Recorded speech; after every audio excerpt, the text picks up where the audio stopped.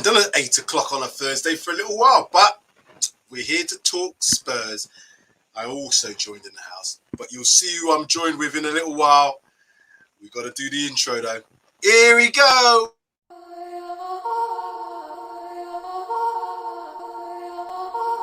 It's just different.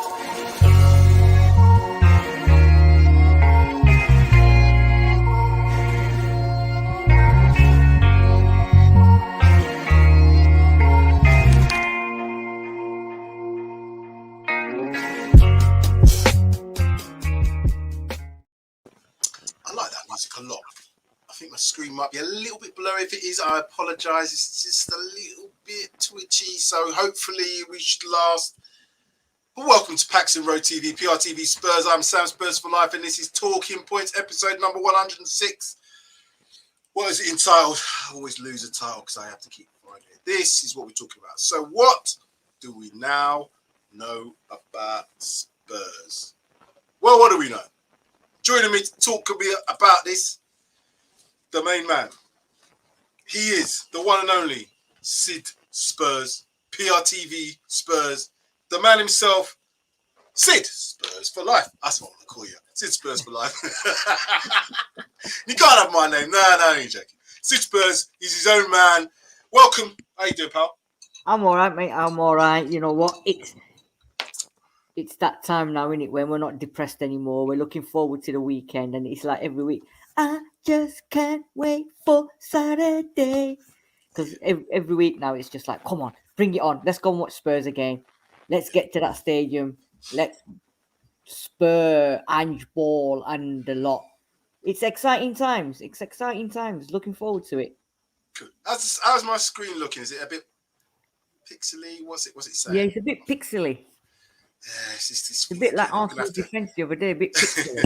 I'm going to have to kick Darius off this Wi-Fi because I've even connected it via network cable and it's still bloody like this. Anyway, I'm going to try to see if I can solve it whilst we get into this show. And apologies again. I said this last time, it we sorted out. The last time I was on. But yeah, we'll get there. Anyway, like I said, it's been a very eventful week. That's why I said, what do we now know about Spurs? What I was trying to do is just get some information from you, myself, the viewers, have a chat. We went to the Emirates on Sunday, as we know. All these Arsenal fans, I had a lot of Arsenal mates telling me, oh, we're going to smash you. We saw what happened with Paul Merson, basically just giving us no chance. A lot of people thought we were going to get turned over. But there's a new Spurs in town. There is a new Spurs in town. And it's clear to see now that we are going to be very competitive. If we can go to the Emirates, yeah, they had a few injuries. So what? I don't give a toss. But if we had the same, they would have not said, oh, you know what, we beat you, but you had a few injuries. It's hard luck. They wouldn't have done that. So I'm not doing none of that. They had their players. They had plenty of players in there. And yeah, we were better than them. And even in that first half, like I said, towards the end, we were the dominant team. And I think it was a very good performance. Sid, how did you find that? I know you did the review show and it was very good. And everybody was happy. We didn't win. And people are quick to say that in the Arsenal ranks. But do you think there's a new Spurs in town now? Oh, you're me, I think. I was listening to that idiot on the Saturday show, Paul Merson, and if there's anything you need to spur you on, that was it. Because man's got no respect for Spurs at all. You could tell, you know. So and keep talking. I'm going to sort this Wi-Fi out in about a minute. Yeah. And man had no respect for Spurs, and you know what? He's come back to haunt him, and he's been apologising, eating humble pie and stuff like that. But a lot of people were disrespecting Spurs. A lot of people wrote them off even before the game started. You know, pundits, fans, Arsenal fans were on it constantly. I think there was a lot of our fans as well. Some were optimistic, some weren't. Even Darius was saying that we was probably could end up getting beat. And I think he predicted us to lose. I said it was going to be a draw because it was a London derby. Both teams were going into it unbeaten and it was going to be a massive battle. Like we had 7-8 players that never played the London derby before. So, you know, it was going to be a bit of a testing waters for him. But looking at hindsight now, I think we could have ended up winning that game. Then again, they could have won that game if Jesus scores that goal instead of blazing it over the bar. But the best thing and the most important thing to come out of that game again was we actually went there not scared. We weren't bottlers, pound for pound. We gave them a battle. They were all saying Odegaard is miles better than Bissouma. Bissouma would never get into their team. That proved, completely wrong. He was on power. Papa saw wasn't his best game, but he did enough in there and he done well. Maddison was just class as always. So, and then you got a good lead. Everyone said Kane's gone now. You're nothing without Kane. Spurs are gonna blah blah blah. Who steps up? Captain Marvel. One steps up. Scored 2 goals. Great performance. Then the captain in the middle, Maddison, steps up, and then you got the captain at the back, Romero. He steps up, and then you got the captain as a goalkeeper as well, who I thought was outstanding. So you know what? We're not a one-man team anymore. This is it. Kane's gone. And people still talking about if Kane was there, we would win the game. I'm not bothered. Kane's gone. Forget about it. He's thank you very much for everything you've done for Spurs. But now we've got to move forward. We've got to move without him. We've got the players now. We can't keep saying every game we're going to draw or lose and turn around and say, oh, well, if Kane played, we would have won. If Kane played, we would have got that. Forget it. It's done. Done and dusted now. We've now got the likes of Sons, Maddisons, Romeros, Van der Vens, Basumas. We've got everyone there now that are actually playing as a team. We ain't a one-man team. Forget last man standing. Yeah, we ain't that anymore. We are the Musketeers. We're one for all and all for one. Musketeers. You know what I'm saying? That's what we are. We are. Musketeers. This is what I like. This is what I like now. We're playing as a team for the team, for the players, for the club, for the fans. Everyone is making 100% effort, and that is the good thing about it. And I tell you nothing. Saturday for me is a more harder game, and we'll talk about that in the preview on Friday, tomorrow evening. But Saturday's game is more. It's going to be more of a challenge than the Arsenal game. Yeah, I agree. I'm still trying to connect in the background. It might get better. It might get worse. People, apologies. I'll do what I can. I just don't like to know that I'm not very good. As I said, let me know how it's getting. If it gets terrible, let me know. I really enjoyed the game itself. First 10, 15 minutes, I think we turned up. Then Arsenal obviously were very good in terms of the way that they're at home. You expect them to at least give a good account of themselves that first, probably the second 20 minutes of the game. But as I said, getting towards the last part of the game, I think we were in control. And I think the second half, we showed a lot of control. Obviously went down with the goals, but each goal that went in, as a lot of people have said, we seem to get better from that. So I really enjoyed the game. And that's why I wanted to ask the question, what do we now know? From what I can see, it is a different Spurs. It goes without saying that, I think last season we saw what we did at the Emirates. We got beaten up first half 3-0, ended up 3-1, but yeah, we weren't in the game. And then they obviously did the double over us coming to our place. But this is a different outfit. We've got another big game coming up at the weekend. So the mentality these players have now got has to be maintained. And I think it will. There's a lot of stuff coming out in the Spurs talk about players saying how they love how the training is, how, they're given so much, I guess, freedom to express themselves. And that's really what you want as a footballer. You don't want to be stifled and a manager not believing in you. This guy, Ange, has really... He's taken to the Premier League as if he's been here for a few years. Even on the sideline. Did you see the difference between them two on the sidelines? Do you know what? I was just about to say that. And this is what I've been saying all weekend, to a lot of my Arsenal friends at work and friends that I know. I said, this weekend, you had a clown running up and down on the touchline, right? Flapping away like, flapping away like a bird. And then you had Postecoglou in his suit, arms crossed. You wouldn't think this man was in a North London derby, one of the biggest games, for Spurs. You wouldn't think that, would you? Because he was just so laid back, so casual. no emotions or nothing, yeah. And then you look to your left or your right, yeah, and you see that clown running up and down, and you know what I mean. That, and you're as a player, you're looking at your manager, not flapping, not getting worked up, and you're thinking to yourself, do you know what? I just need to play my game. I've been told go out there and do your thing, and that's what they've got to do. And Postecoglou's told them just go and do your thing.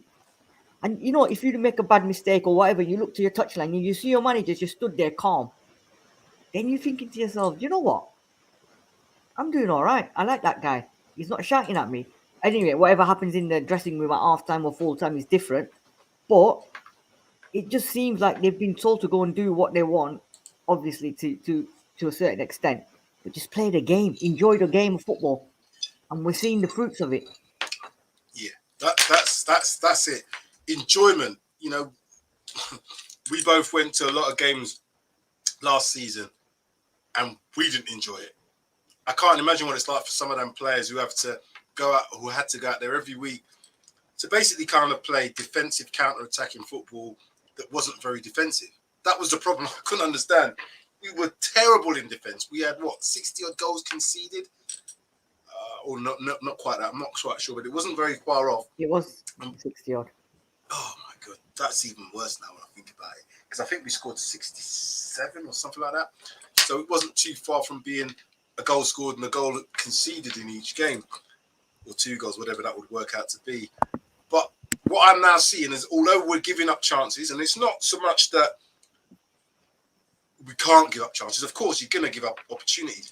But what I think the biggest thing for me is the fact that we've seen that going 1-0 down, even going 2-1 down, players are responding. The players, it's not like heads down. It's like, well, we're still going to play our game. We're going to play our game. And it's been refreshing to hear Ange come out. And some of the players, Mickey van der Ven said it, he wants the players to kind of do it the same. If they make a mistake, do it again. Make a mistake, do it again. And he's going to keep them playing until they get comfortable. And that's how you got to progress them, because we've got technically good players. And this is what I don't understand about Conte last year. What do you think he was doing in training with some of these guys, Sid? He was just probably just sat there watching them and saying, yeah, I'm number one. It's me. I'm the gaffer. I win trophies. I've got lots of trophies. Yes, you look at me. I don't know what he was doing, to be fair, but we scored 70 goals and conceded 63 last season. I mean, it was +7. You know what I mean? So it's just chalk and cheese, isn't it? It's just like, it was like they were in a prison camp last year, and now they've been released. And, you know, they've been told no tag or nothing. They've just been released to go and play. There you go. Off you go, lads. Go and play your football. Whereas last season, it was like they were all under shackles, all on tags, all under the spotlight.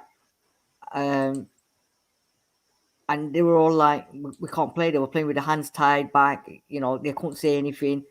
He was the one, and, you know, he was probably going into the dressing room and going, I am the one and only, kind of rubbish.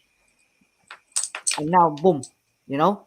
And the most important thing for me is the fact that we've got rid of that 7 debutants in the North London derby, man. Come on, 7. That's uncalled. It's unheard of, isn't it, for Spurs?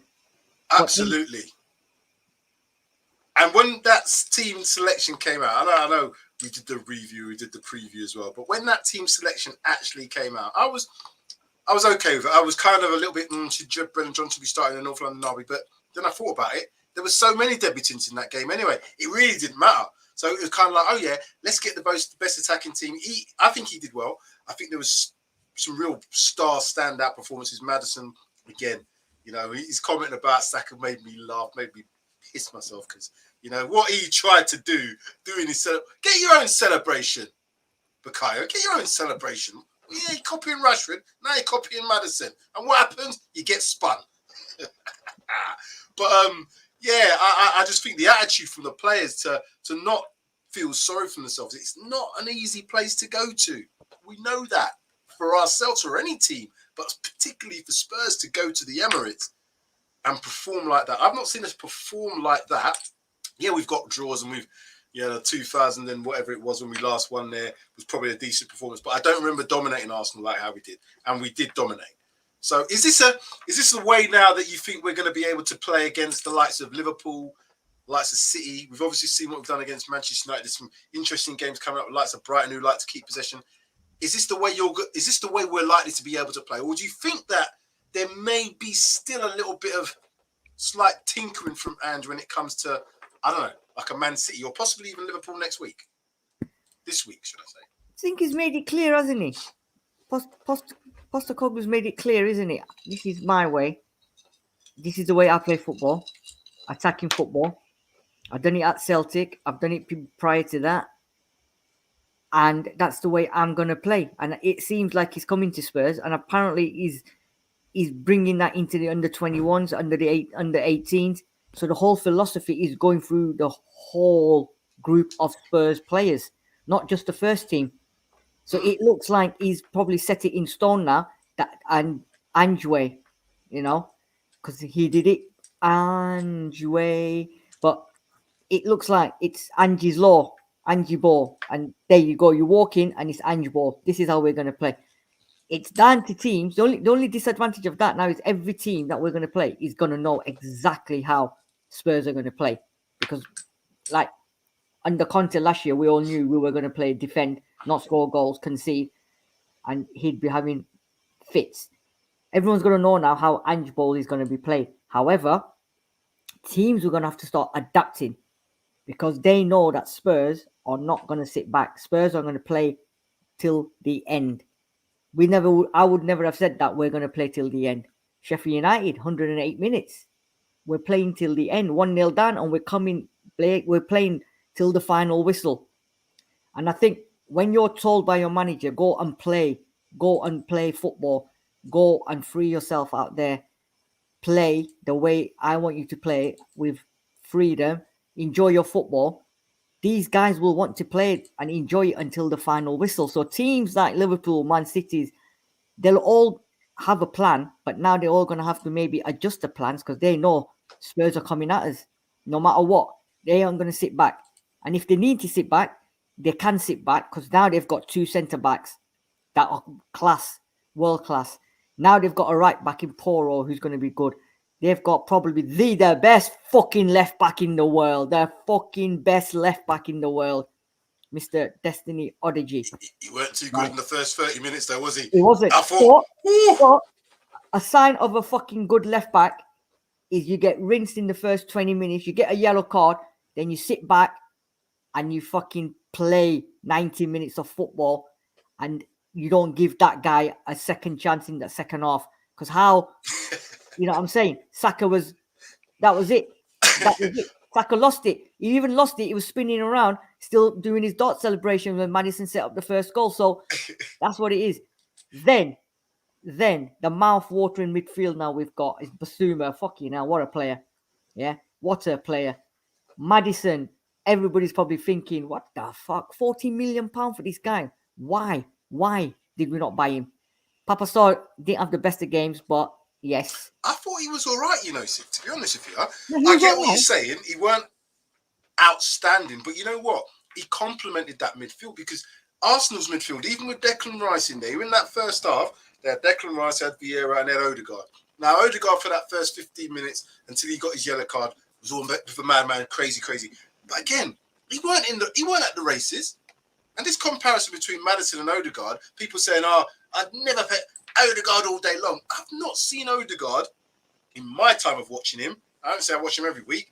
I've never seen him really in big games like, no. Odegaard. I haven't seen it. Yeah. He's a flat track bully. He can beat up all those smaller teams, but I've never seen him dominate a big team. Now, what Maddison did against them at their place shows you. He gave that ball away. Remember, he gave that ball away in that first half. Yeah.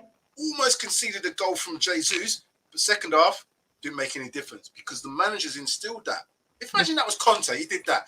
Conte's face would be scowling, he'd be like doing all of it. He'd probably pull out the hair that he's implanted in his head anyway. That's what it would be like for Conte, but not with this manager.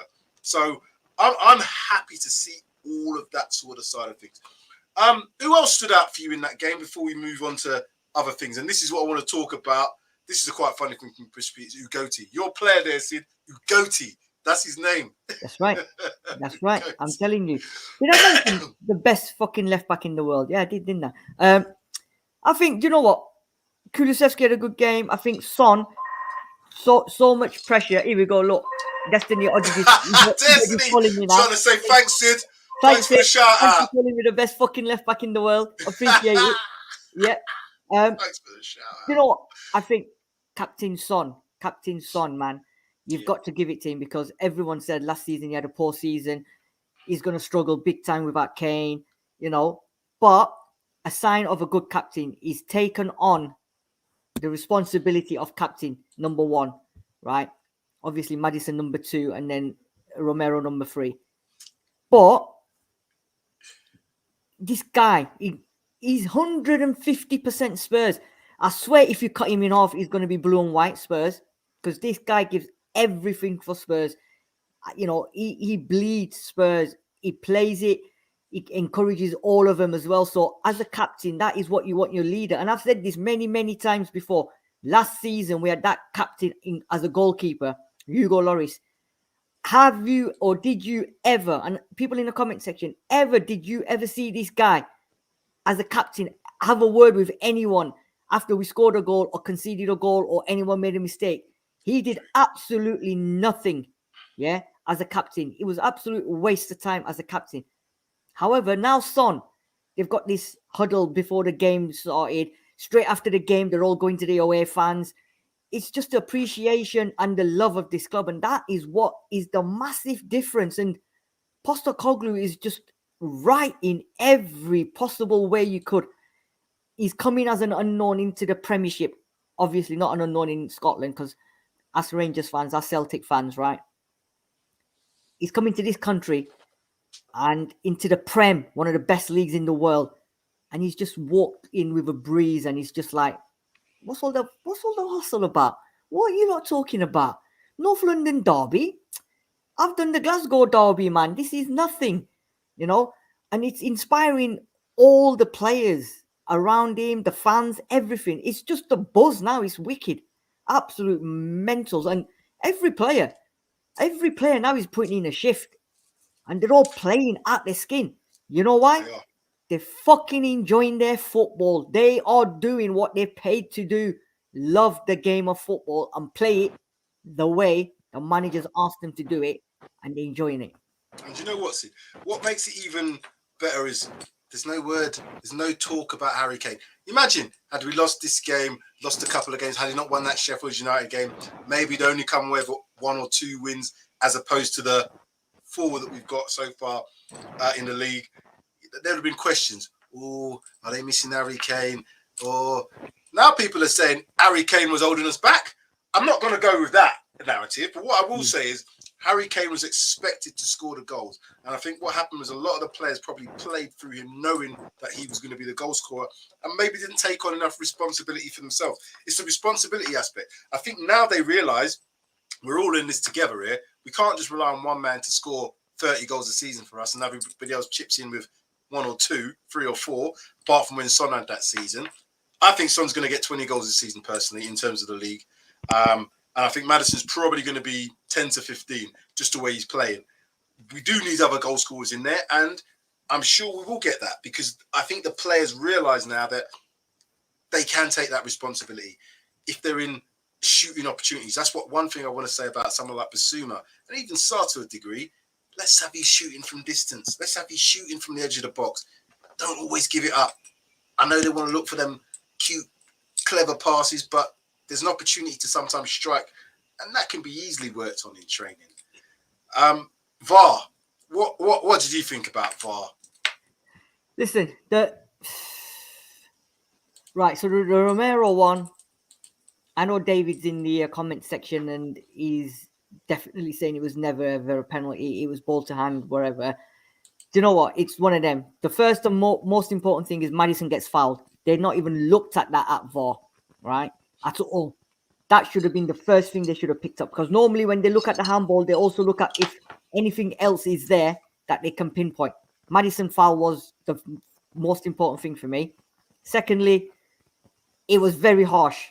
right? Because what he's done, he's gone down on his knees and his hands come up. Yes, the ball's hit him. It's a penalty. It's very harsh, but it is one of them. You know, if it would have gone the other way, we would have said all day long it's a penalty. But I think if that would have been given either way, it is a bit harsh. But the rules, the stupid rules that they've made, are the rules, and it's a penalty. And I think Gallagher said on the day after or the day after that, he said, because you know when they do that ref watch, and he looked at it and he said, unfortunately, it's the law, blah blah blah. However, he said what people are missing is Romero's lucky not to get sent off, because if Bissouma wasn't behind him, then that ball was going straight into the back of the net. So it's a red card. So he said he should count himself lucky that there was a Spurs player behind him. And I thought to myself, you know what? If that would have been Arsenal or Man United or Man City, they won't be saying that. But because it's Spurs, they're always looking at the negatives. The Kitty Cat one, yeah. He should have been sent off. That should have been sent off, right? That, again, should have been sent off. But again, if you look into the law and all that, his foot, his studs wasn't showing. However, if they carry on watching that, it's the way both his thighs have got his leg. And good job, Vicario lifted his leg. Because if he doesn't lift his leg, that is broke. Simple. You know what? I thought his studs were showing. I might have to watch it. I haven't watched the game back again. I'm going to try and watch this before the game on Saturday again, because I'd like to see how they play. Because when you're in the emotion of it, you know yourself, it's difficult to kind of be, you know, objective and see what's going on, and you know, you just caught up in the emotion. So I need to watch it again. But I thought that was a dangerous tackle, because it looked like he was sliding. It looked like he was going to go for that, you know, shin part. And like he said, had his foot been planted, had it not moved, it was a real dangerous challenge. But yeah, yellow card. Okay. The thing with the handball that irritates me about this VAR thing is nobody knows. Yeah. I don't have a clue if it's ball to hand, hand to ball, like what Chris is saying here. Because at the end of the day, even if it was going in, are we saying now that any part of your hand it hits, regardless of intent or whatever? Because I don't think he intended to do that. He's going to block it. And what you're going to do, you can't be in control of your arms to block like that. You don't do that as a footballer. You're going to, you know what I mean? Your body is going to go how it's going to be, because you need balance. So your arms are going to have to move out. You don't play football like that. When I'm seeing players putting their hands behind their back, I'm thinking to myself, your balance is going to be off, because the moment somebody jinx you, you have to put your hands down to turn. So they're going to have to kind of come out. Somebody's going to have to come out and say, right, okay, it's ball to hand. It doesn't matter. That's the law. But I'll tell you what, if they do make that and they say, right, that's it, players are going to deliberately target it. You know, it's clear they're professional footballers. They can do that. So I don't know what they're going to do. I don't know. I know. I've got a great idea, and I'm actually gone. I've just been to India and Pakistan, and I've put it into production now, and I'm going to sell it to the FA and the Prem. They're called stray jackets, and every defender in the Premier League will be given a stray jacket, and they put it on before the game, so that will stop them from jumping, and we won't be giving any penalties in the penalty box, because their hands will be tied behind the back in the stray jackets. Yeah, and I've got a couple of different colors with different straps. So you can have 2 straps or 3 straps. How you want to do it, it's up to them. But I'm gonna start selling them. So yeah, if you've got any salespeople that want me, come and help me sell them. Let's do it. Because you're right, Sam. What is a defender supposed to do? You don't want to come into the Premier League where everyone's got their hands behind their back, right? When you stop playing Subbuteo, it'll be Subbuteo or table football, won't it? Yeah. I remember Sanchez started doing that, and I was getting really mad. I was getting, because he's not the best defender in the world anyway, so you're giving yourself a bit of a disadvantage by putting your hands behind your back. Yeah. Have you seen many people run 100 meters with their hands behind their back and win? I haven't. Yeah. I've not seen many people do long jump with their hands behind their back, because you need to have all the dynamics of your body to do what you need to do in sport. As well as that, subconsciously, it's not a conscious thing. You don't know. Like when players go up for headers, I get that. If you're going up like that, like Maradona did, different matter because he knew what he was doing. If you're going up to head the ball, that's your natural action. That is your natural action to get elevation. Your hands have to go up because you don't jump like that. You just don't. So I can't understand how they're giving some of these decisions because they don't know ball. And a lot of the pundits are saying these referees, they should be ex-players. But you know what? I'm not sure that would make any difference because, you know, the ex-players might have allegiances like some of the referees do. But like, imagine it was an ex-player. Let's say, I don't know. Let's say Les Ferdinand started to play or be a referee, for instance. Would he have a little bit of a thing for Spurs? I don't know. I'm just saying. It's a difficult one to kind of to say ex-players. But what I think should happen, some form of ex-players should be within that VAR setup. Somebody who's got real football knowledge, not these guys who want to pass the buck. Because that guy, they should have said to him, listen, it's a handball, but that ball was so close. It's a natural. I thought it was natural position in terms. Well, it wasn't unnatural to me, but again, I don't know. I'm confused. And that's pissing me off now as well. Sorry, Mr. What's the point, FC? What's Gary Neville doing every game? Is someone there having a, every time? It's funny. I'm like, what is going on, man? This guy is like, commentate, man. We don't want you to make funny noises. You know what I mean? And yeah, there you go. I'm saying. Yeah, the only way the game is the way the game is going. The only way to go is to chop the players' hands off. But it will still be handball because it's up to here, isn't it? So you got to chop their old arm off, up to the t-shirt line. That's what they're saying. Stray jackets, mate. Stray jackets. I don't get it, but we can't let that, because Ange said it himself. He doesn't know. We would hope that these things over the course of the season, everybody says that as a bit of a cliche, it should even itself out. What the problem is, we could have lost that game because of that, you know? Yeah. Could have lost it, theoretically. I know we didn't. Nah. And that would have made a massive difference because going into this weekend's game, maybe a bit of confidence might have been lost. You never know what the score could have been.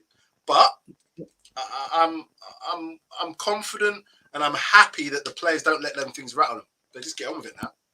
Listen, we're the kings. Forget the kings of wishful thinking. We're the kings of comebacks. We're now the kings of the comebacks because we just keep coming back, don't we? Knock us down, we're back up. Knock us down, we're back up. You know what I'm saying? So we're like, we get knocked down, but we get up again. Nothing's gonna let us down. So yeah, he's off, people. He's off into his singing mode. I thought you might have to keep that till tomorrow. Are we doing what time are we doing the thingy tomorrow? 9 o'clock. Oh yeah, evening time. That's correct. It's not Saturday. Yeah, 9 p.m. Preview show. Look out for it tomorrow, people. Liverpool game on Saturday. So we're not really gonna go on so much Liverpool because we'll do some of that tomorrow. But I am looking forward to the game immensely. You know what?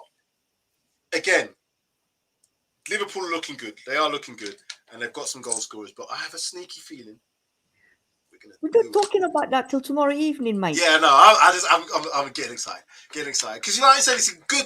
You know what it's like, even with the bloody train strike this week. Your people, Sid, it's your people. My people. What yeah, your people? No. The train people. They're bloody striking on Saturday, ain't they? I know. Do you know what? They that's the national rail side of it. I think, you know what, they're striking for a reason. So you know what? It's like them. Don't love me for fun, boy. You know what? It's they've got to do what they got to do, and they're picking the right time. Exactly, and this is the point. This is why you strike. You strike at times when it's going to cause people grief. It's going to cause me a bit of problems to travel down, but I'm going to drive down anyway. Not a problem, and I will be there. If I get down there early, you're not too far. I was going to say we'll try and see what we can do because I know Sean's going down there, Jodi's going down there as well. So let's see what we can do at that game on Saturday because it will be a good one. Liverpool will get the decision. I hope not. Paul Brown saying, I don't know what you're going to have to tell me what it is. Rolling on the floor, laughing my... Oh, yeah, rolling on the floor. I didn't know what that R-O-T... I know the last bit, but I didn't know. That's good. I might use that one. Unnatural VAR ruling is unnatural. It's weird. Obviously, he's a good player, shout. Who? Oh. So talking to somebody else must be. What's the point, FC? Talk. What are you talking about? Tell us what you're talking about. Anyway, if you haven't already, the people watching, make sure all of you, I mean all of you, I'm waiting, hit that like button. I'm still waiting. Hit the like button, subscribe to the channel, subscribe to PRTvSpurs, subscribe to Paxton Road TV. Make sure you do put them notifications on so we can let you know, or YouTube will let you know when our shows are on. My wife gassed to stay in London for work the whole weekend. At least I can watch the game on my own. Yeah, there's some good things about it. Liverpool midfielder, Snobby. Ooh! That was his name, Sablotzley. Oh, Sloppy Sly. Bosley. Wait, what's the point, FC? You're funny. I like that. You got jokes on you. I like that. I'm not gonna lie. He's a fucking sorry. I'm gonna have to put a pound in there. You're gonna put some money in now. He's a good player, man. You see his goal he scored yesterday as well. So Bosley is a good player. Yes, he's a good player. I ain't seen his goal. But we will discuss all that on the preview show tomorrow. Yeah, we will. Going forwards then. Yep. Let's have a little bit of a remember last year what I said? Remember last year what I said at the beginning of the season? I'll remind people of what I said last year.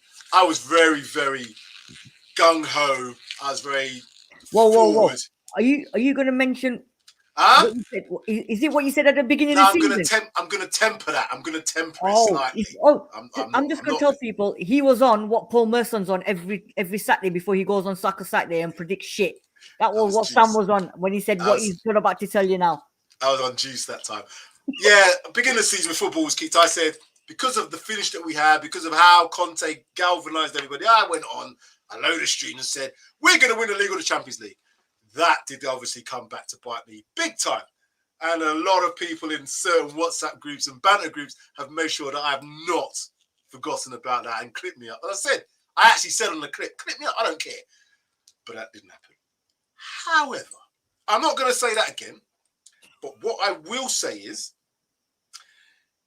I'm probably not right to say we're in the title race, but I certainly think we're in a very good competitive arena with the rest of the best, or the best of the rest, if that makes sense.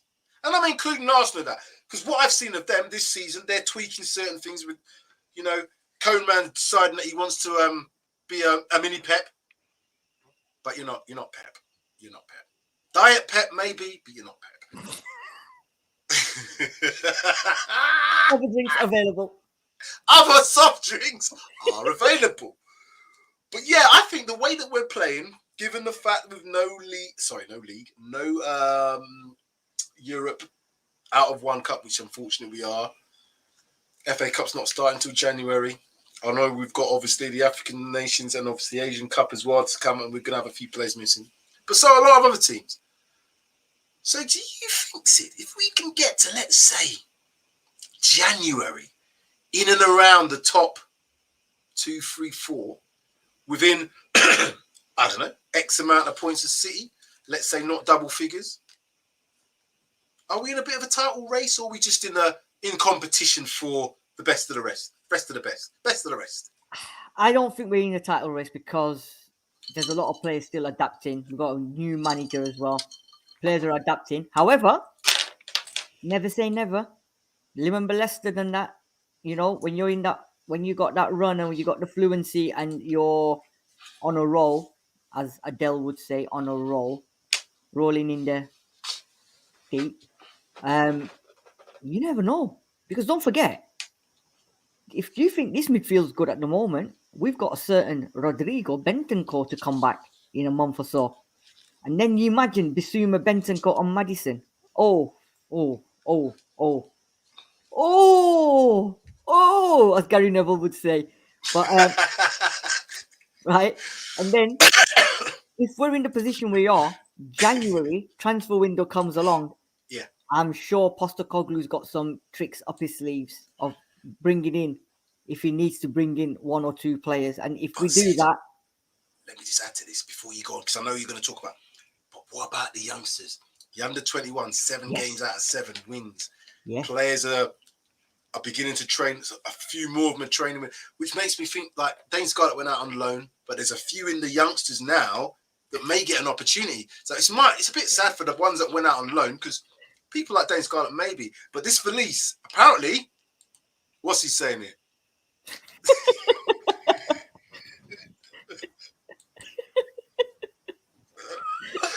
Oh, what's the point, FC man? He's cold. If you're a female, male, I don't know. So I'm not gonna call you they. No. I ain't doing all that bullshit. But you're funny. I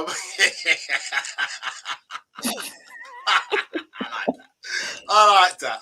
But no, what I was saying about the youngsters, under 21s. Yeah. We've got a few players, obviously, in the team in starting 11 that are under 21. Udoji being one of them. Saar being another one of them. You know, Porro's 22, 23. Van der Ven, 22. Where else have we got youngsters? Brennan Johnson, what's he, 22, 23? 22, yeah. And there's talk about a few of them in the 21s that are pulling up trees, as they say.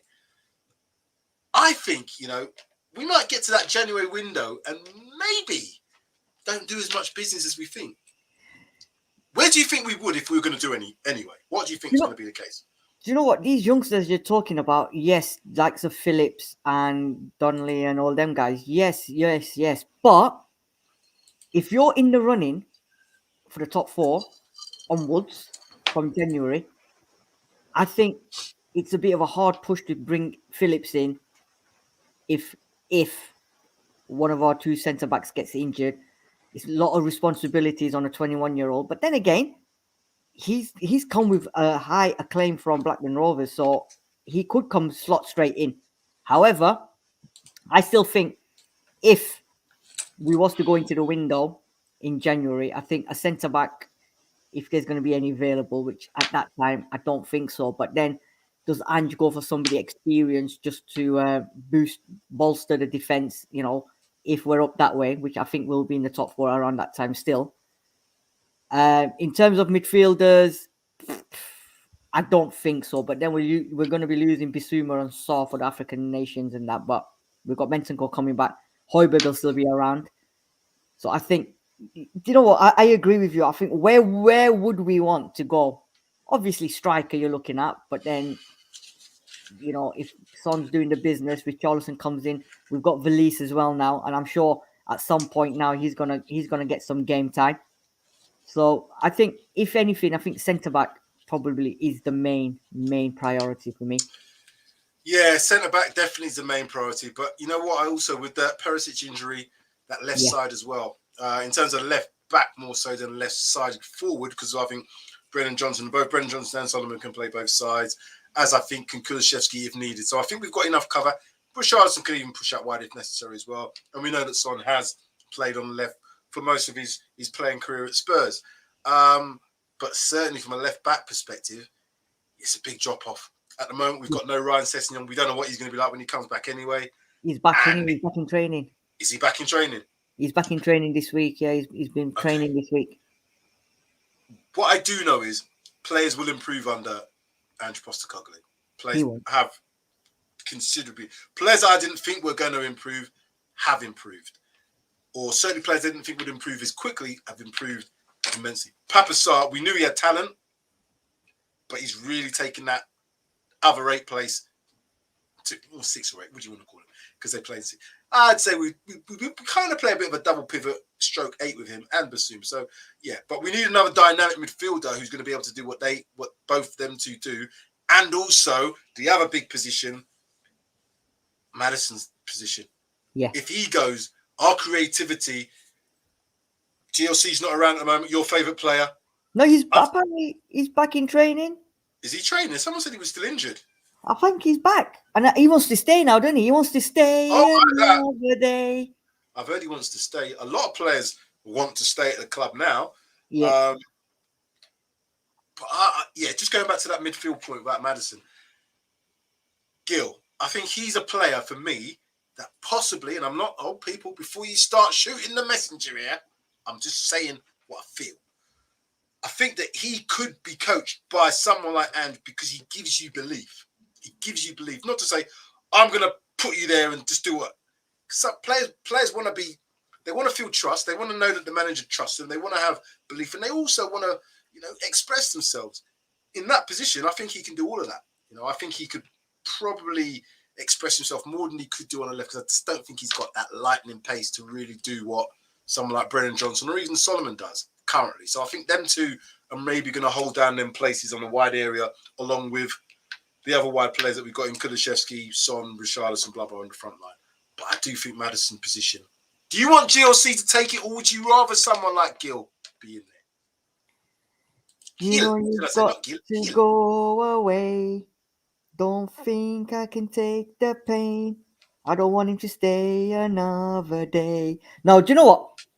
The problem is, he wants to stay. He must be seeing something, or it's either that or he knows nobody wants to sign him. And he's probably thinking, I might as well just tell him I want to stay, because that way I'll keep getting paid. But I don't know. I think under Ange, GLC might or could. He could. I don't think he'll take. I couldn't help it. What are you on? What's the point? What are you on, man? Stop it now. I know. It's funny. Like, he can't do that. He can't make me laugh on the street like that. I think he's not on par with Maddison, but I don't know. I think he needs a run under Ange ball and under Ange to see how good Lo Celso really is. Because, I mean, that cup game, he was awful. So, and I said to you guys, didn't I? Pre-season means nothing. It's actually when he starts playing. So, let's see what happens. I think Gil, the problem we had last season with Gil is Conte expected all his players to defend as well as attack. Mm-hmm. Now, when we bought Brennan Johnson, everybody said that one of his problems was at Nottingham Forest, he never tracked back. He was always going forward, and he was always getting told off for not tracking back. At Spurs, they said that when at Arsenal, and I think the other game, he said he wasn't tracking back because the manager knows what his speciality is: attacker, run with the ball, score goals. So he's told him, you go out there, you do your thing. I don't want you to come back and defend. Yeah? Maybe with Gil, if he's told the same thing, that half is your half. You get the ball, you go and do what you got to do, create, score, do whatever. If you need to come back, come back. But I don't expect you to come back. I expect you to get up there and create and score goals. And if that happens with Gil, then I think we could have a player on our hands, like you said. I mean, pace-wise, I think he's got it in him, but he just needs that run into that Spurs team under Postecoglou's system. See how it fares. GLC, I don't know. I'm still up in arms. Yeah, I'm still. We got till January. We got nothing to lose. He's not going anywhere. If he's fit, if he needs to come on, we'll find out sooner or later if he's the real deal or not. I don't think he is. Yeah, I think, you know what, with the way that we play, and the way that possession is kept, and because they do this in training on a regular basis, I've seen some of the drills, and I know how those drills helps players to maintain this style of, possession, because it's not possession for possession's sake. If you watch the game against Arsenal, they played round them. So the centre-backs got it. They went in to the left. They came back out to those centre-backs, went out to the right. They were always looking for that ball to get back into that central area. Arsenal, because of what they thought, we can just press this lot and win the ball back. They were doing that, and because they're moving off the angles, it's finding them half spaces. And as soon as they move out of the way, it's getting that player into someone like Sarr or even Maddison when he was dropping deep, or Basuma in that central area, and then we go from there. Because they do that in training, I think everybody will adapt to it, but it's how good you are at it. Now, if you're not playing on a regular basis, and this is why I'm not fearing, but if Maddison does get injured, I don't think we've got anybody else who's going to pick the ball up that deep in that 10 position. GLC, I've seen him do it, but I don't know if he's as good as Maddison at doing it. I don't think so.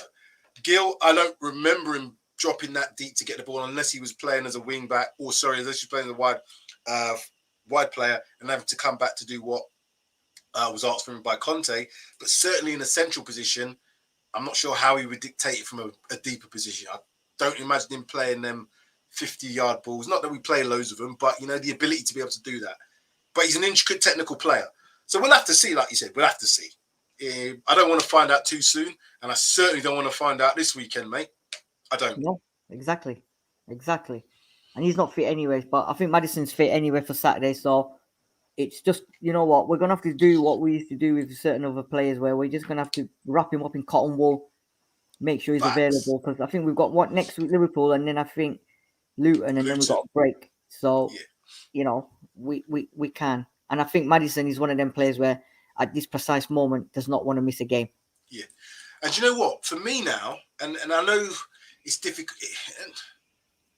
All right, I'll be careful of our phrases. There are weaker teams in the Premier League, obviously. Luton, Burnley, Sheffield United are the three teams currently have 1 point each. Aren't doing too well in points wise, and Sheffield United just got tonking. We tonked Burnley, so whereas last year I was going into games, particularly away from home, against some teams like that, and you saw went to Southampton, wasn't it the Southampton game? And we was all like, "Yeah, this is we should win this one." What happened? They were bottom of the league at the time. It was like, "Dr. effing Tottenham." This team always does it to us. And I almost did it on when we played Sheffield United. Remember that? We was in the stadium and I was like, this is... But I was like, no. I saw people in front of me. They started to go and they're like, fuck this, turn off. And I was like, come on, Sims, we can do this. I knew we were going to win it as soon as we got that goal. But anyway, my point is, I think against these weaker teams, I don't even... If we play the way we've been playing, they shouldn't win the game unless they defend really well and they... I think we should be winning them games against the lower league opposition, particularly someone like Luton. We've already seen it against Sheffield United and Burnley. So I'm looking forward to this Luton game as being a tonking before we've even got to the Liverpool game. Should I be doing that? Should I relax a little bit, Sid? Tell me. You told me.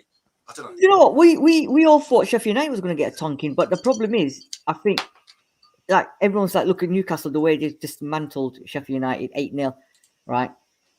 And then they just about got beat against us. But then they just about got beat against Man City, Sheffield United. So, do you know what? Each team, it's different when they come. Watch Sheffield United the next game now. There'll be a different Sheffield United. So, it just, you know, it just depends on the team that they're playing and the mindset and how they set up. We should against Luton, because Luton don't seem to be that good as well, same as Sheffield United, like you said. We should be going there. Oh, I think we're at home to Luton, aren't we? I think it's 2 home games that I think we've got. Yeah. I'm pretty sure. Well, Luton, no, we're away to Luton. No, away. Sorry, we're away. Yeah, we're away. Yeah. But we should be going to them stadiums, like you said. Burnley one, everybody was thinking, are we going to be up for it? But we went there. We went 1-0 down after 10 minutes, and we thought, oh, no. But that's the difference. That's what I'm trying to say now. We can go 1-0 down. Yeah. But rather than just sit back in our chairs and slouch and think, here we go, we're all sitting up like that thinking, right, let's go. You know what I mean? It's not here we go anymore. It's let's go. And the biggest thing about that is the possession difference. It's an old saying. Well, it's an easy saying, and it makes sense. If you've got the ball, the other team can't score unless you score for them.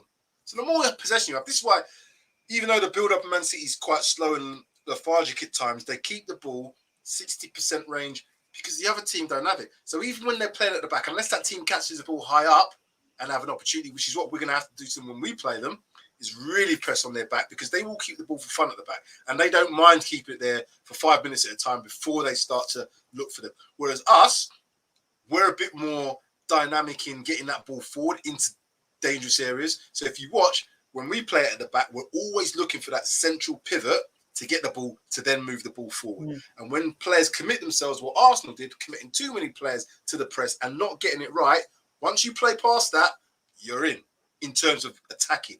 City are more methodical and they'll let you play, and because teams sit off them, they'll say, oh, man, you come and get the ball off us. No. Get them under pressure, because we saw yesterday when Newcastle did that. That's all I'm saying, Sid. Yeah, absolutely. I agree with you. Yeah, it's going to be. So it's going to be, you know, it's going to be fun, as they say. Fun. Well, we've done nearly an hour, and I think that's about time, because we're going to have the preview show tomorrow. So, viewers, if you haven't already, don't forget What's the Point has done that. What's the Point FC, the funny person in the show today, who's giving us all these laughs and all the rest of it, has made sure he has smashed the like button. I want all of you to do that again now and subscribe. If you haven't, to whatever channel you're watching us on, just subscribe. Notification bells as well. And you'll get all the information about when we come back on for the preview show tomorrow and for the reaction show on Saturday, and Judge Jodi again for whatever crime of the week we may have, but we don't have no crime. Crimes are done now. There's no crimes, man. There's no crimes at all. The only crime is what's the point FC at the moment. I think he's going for crimes of passion, isn't he? Crimes of passion. That's some quality stuff that's been going off there. Thank you very much. What's the point? Who else is in the house? Chris Peters, thank you very much for joining us today. There's been also our own David Clark, as always, watching us. Jodi was in the house too. Who else? Eddie Ryan and a few others who didn't put any comments. So if you are watching and you want to comment, make sure you do. We're going to try and get more people on. Remember when we did that, Sid? I think we should do that a little bit more on the reaction show. Maybe get viewers if they want to join us on the stream. So we're going to start doing that a little bit more, one or two at a time. But if you like the show, make sure, as I said, like, subscribe, notification bell. Sid, anything you want to tell the viewers before we go?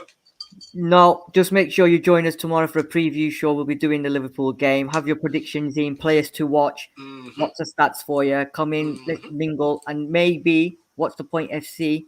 Oh, we'll have a few of that. Oh, that's good. I need to get off the stream before it starts to go down a route that we shouldn't really be taking it down, as we can already see. Sid, thank you very much. Thank you all for watching.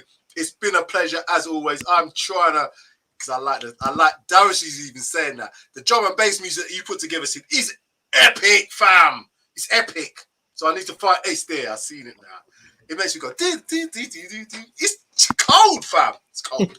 Anyway, listen to the music. Once we've gone, join us again tomorrow. I'll make sure it is, because if it's the wrong one now, I'll be a bit embarrassed. But anyway, I'm not here. So come on, you Spurs.